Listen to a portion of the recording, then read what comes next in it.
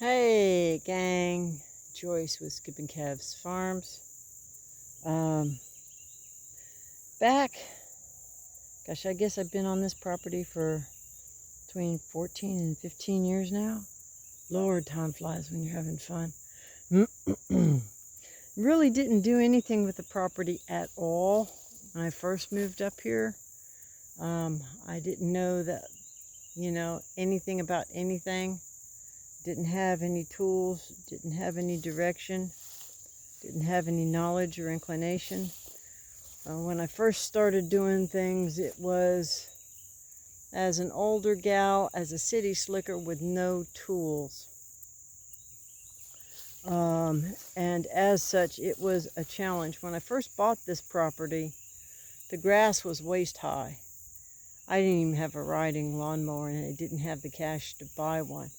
I got like a $35 push mower and cut the grass of this acre 6 inches at a time. It took me 3 weeks, and it ended up burning up that lawnmower shortly thereafter.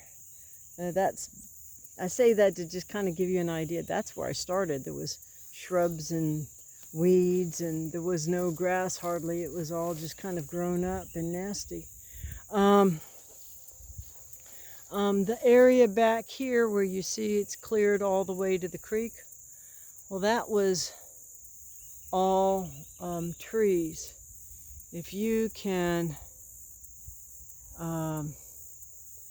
basically where the back end of my garden is where the tree line stopped. Between the back edge of my garden and where the creek is now is all trees and brush and privet. And I went back in there with all those trees and cut down all of that privet.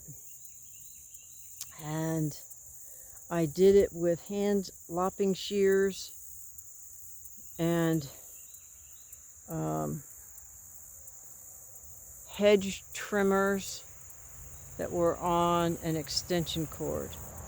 The area I'm gonna walk this way. Let me zoom back out. I apologize, gang. And I'm gonna turn around and do 180. All I had initially, didn't have the semi. I just had the camper. I got that little truck box shortly thereafter, after I'd been here a couple years. And basically where the tree line is where that, where it was, is where that IBC container is. And so all of that area was all cleared. And then, but it was still full of trees. And then in 2016, we had a tornado that came and hit and picked my camper up, and with me in it. And that truck box originally was sitting oriented the way the semi is. Instead of north-south, it was east-west. And it got blown.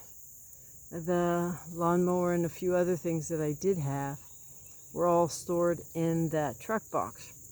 And it got blown, I think the tornado hit about 2 or 3 o'clock in the morning. And it ended up with the door all tore up about where I'm standing now in the middle of the night. Thankfully, God is good, and that camper is smaller but rounded, so the wind didn't pick the camper up and blow it or roll it like it did the truck box, even though they were right next to each other. So this is about where the truck box ended up. And if you look to the north, I'm sorry, the truck box didn't come quite this far. It came to about where that pigtail is. I know, too much detail. But it came at 2/3 of the way across the pasture and ended up on its side. But at that time, all this privet and those trees extended to almost where I'm standing. And I cleared all of that I did get, I didn't clear the trees because most of that was privet shrubs. I left the trees. The trees got cleared later when I put the fence in. But I did that with a hedge trimmer on an extension cord and lopping shears. It took me about a year because it was about 40 feet of brush. And the same thing was true across the front. The front was all full of trees and shrubs, and that got cleared pretty much the same way. So it took me several years just to kind of tame what was here. One of the first things I tried to do was research stuff that might be useful to have in the ground, and one of those things was what we're looking at here. This is what's called a Japanese dragon or a sour orange. Now, we are in a real dry spell, and as you can see, it's early in the morning. Well, not early now, but it's mid-morning.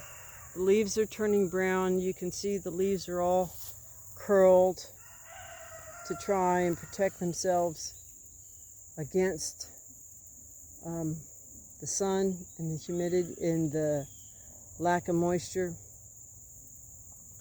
And let me put my hand up here so you can kind of see what we're talking about with the sour oranges.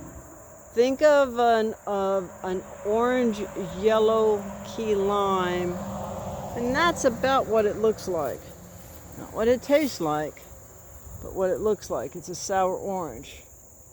Now, if you can see, I'll pull this out.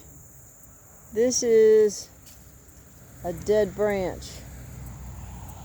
And as you can see, this dead branch is covered with wicked thorns that are 1 inch, 2 inches long, and they are hard and they are sharp. And I was told that it was an invasive, and so when you tell me it's an invasive, I'm thinking, well, it's going to come in and it's going to grow like crazy. Well, it came in. It didn't grow. I ordered some online, actually, and it was pretty expensive. I think I paid like $10 for 25 seeds or something like that back 10 years ago. Anyway, and then I planted them here because this space right here was where I built my beehives, my bee yard, my apiary. And I decided I'd plant them on the west side to provide afternoon shade during the summer and wind protection. But it is a true citrus. It is a deciduous tree. It will lose its leaves. And in the wintertime, you'll just see these bright green branches with these just amazing, wicked thorns all over them. You don't accidentally back into this brush. But the oranges, they're a little sour to eat, but they're great for a citrus flavoring, like for tea or food. And they are a super duper source of vitamin C. So that's why I planted them way back when, and I just kind of stuck them in the ground. I didn't pay much attention to how big they were going to get or how close or how far apart they were supposed to be. And so now I have this like 20-foot fence in the middle of my pasture. It doesn't make a whole lot of sense. You can see this one right here in front of me. One of the trees died. What happened? It got girded when I weed-eated around it. The weed eater string went all the way around it, And the growth area of a tree, the xylem in the phloem, or excuse me, the cambium is what it's called, and it's basically on the underside of the growing part of the bark. And so if you were to cut through the bark to the wood a ring all the way around a tree, you'll kill it. Some people say they think that's what happened with the fable of George Washington and chopping down the cherry tree. They just think that, well, they really didn't chop it down, but he probably got a new hatchet and was chopping on it and damaged it so much that a couple of weeks later it died. But I don't know if that's true or not, but it makes for a different story. But so you can see in here, I can see it in my mind's eye. I'm hoping you can see it in the camera.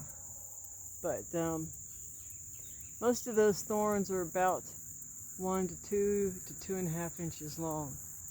And so if you had that planted against your property, it's going to be a pretty strong deterrent. And I think I just discovered something. What do we have here? That looks like a small hornet's nest. I had a hornet's nest, a bald-faced hornet's nest down here earlier in the spring, and I knocked it down and I burned it out. But it looks like there may be a new hornet's nest starting here. Bald-faced hornets are not something you really want to mess with. Let's see if we can see up underneath. No, I don't see anything. Looks like they may have started a nest and then decided to move on.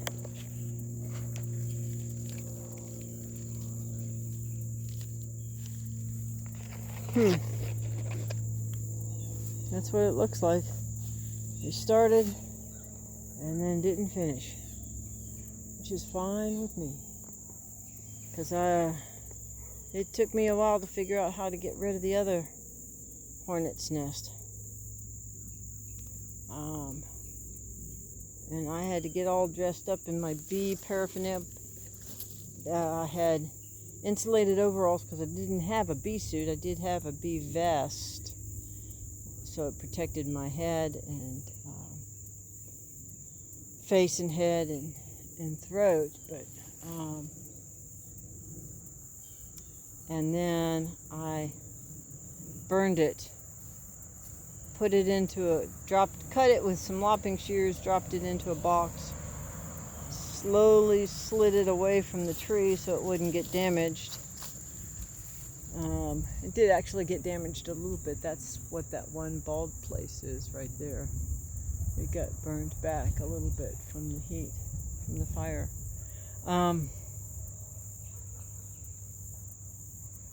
And got rid of those bald-faced hornets because my sheep were grazing in this area at the time, and I did not want them to get stung, and these orange trees were the only shade they really had access to. So